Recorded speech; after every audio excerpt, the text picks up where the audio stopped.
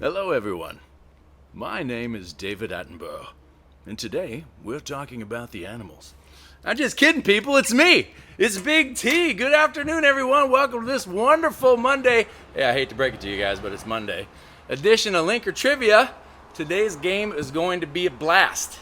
We have some really great trivia, and we'll be sure to test your knowledge.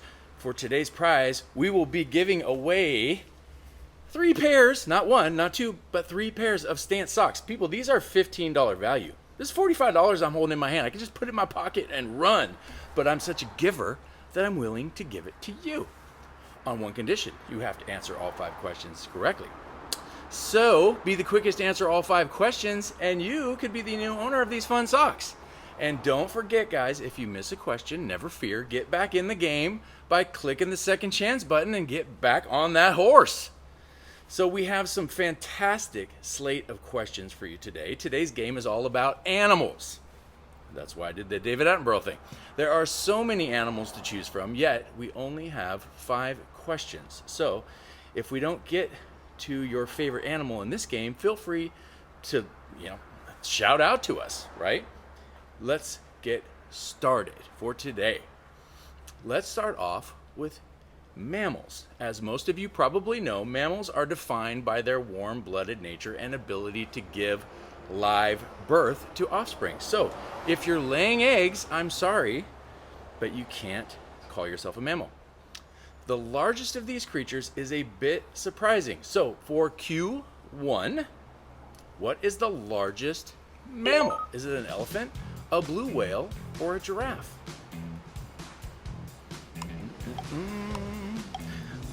You've got a few seconds left.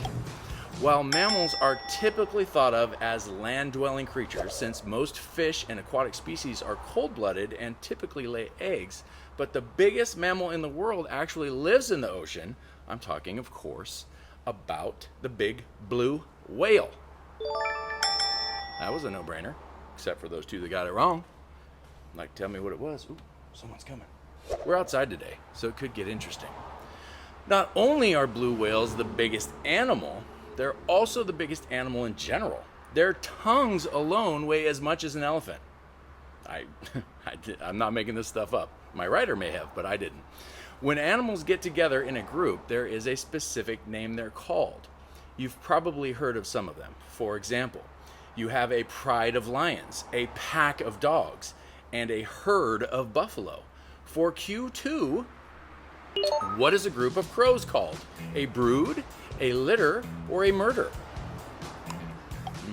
This is a fun one. You did not know this. You didn't know the crows question was coming out. There are some fun names for different groups to be sure. A troubling of goldfish, a bloat of hippos, a troop of kangaroos. I could go on all day. But the coolest and most threatening of these is probably this one. A group of crows is called a murder. That's why they say, oh, those crows are murdered out. What's up? I did not know that one, actually, until I just saw it today. So, 9 correct, 3 incorrect. That's all right. You can buy back in. Hit that button down below. Buy back in. Remember what we're playing for. These even still have the tags on them, which means I haven't worn them yet. That's good. But don't worry. Those crows can't kill you. They can't hurt you, right? But better stay away just in case. Octopuses, is it octopuses or octopi? Anyway, are one of the most fascinating creatures in the ocean. So fascinating that some guy following one around and filming it for a year just won an Oscar this year. I actually watched that on Netflix. It was really good. It's a well-known fact that an octopus has 8 arms. But for Q3, this is also one I didn't know. How many brains does an octopus have? Is it 1, 9, or 700? So, Widow Boyne, your Widow Boyne. Octopuses are so much more clever than what they get credit for. There have been many reported cases of octopuses using tools and even playing tricks and games on their prey. They can also outsmart their predators like it's nothing.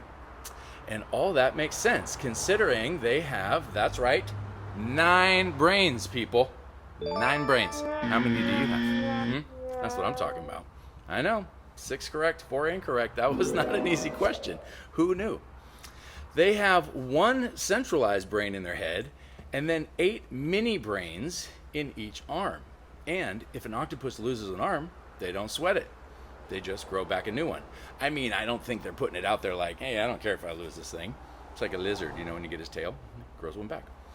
If you're a dog owner, you may be used to seeing your furry little friend panting in warmer weather. But it's actually a misconception that dogs don't sweat. They do sweat. For Q4, from where do dogs sweat? Their ears, their mouth, or their paws? This is good stuff today. I like this one. Where do they sweat from? Sweating plays just a small role in how your dog cools itself down. Dogs actually do rely on panting to not overheat. There is a highly scientific explanation, but you can look that up. Or on your own time. Dogs do sweat just out of their paws. That's right. They sweat out of their paws. Yet again, I'm blown away. I'd like to pretend like I knew that, but I didn't know that one. Common misconceptions, people. Look at that. Ooh, down to 2 players. Someone might have to buy back in now.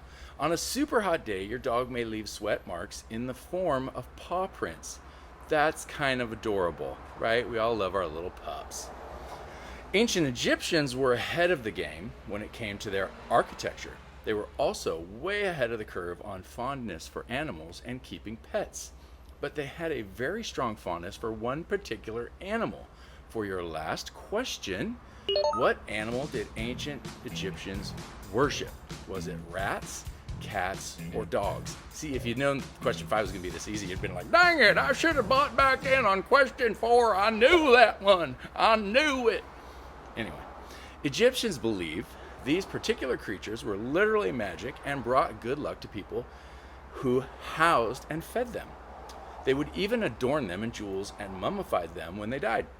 Nowadays, we still love them the same. Well, some of us do. I'm talking about, of course, cats. Little ditter-datters. Oh, who's a good boy? A girl. Well, look at that. More than one person answered all 5 questions correctly. As you know, we only have one prize available. This triggers a tiebreaker, which means the person who was the quickest to answer all 5 questions wins. And here are our winners. Now, and it looks like Becca. That might be one person that I love tremendously.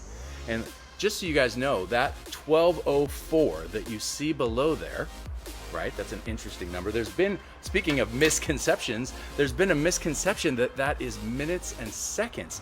As you guys know, we are beta testing, and that is not minutes and seconds. It's actually seconds and not milliseconds, hundredths of a second. So we are changing that so that it won't be misconstrued in the future.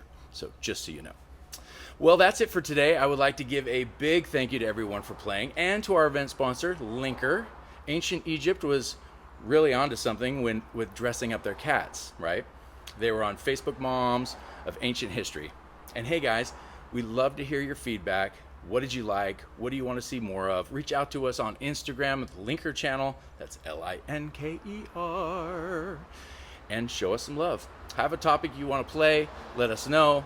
As always, don't forget to subscribe to my event feed. Stay up to date on upcoming events and get reminders when it's time to play. And remember, you are all winners in my book. Cheers.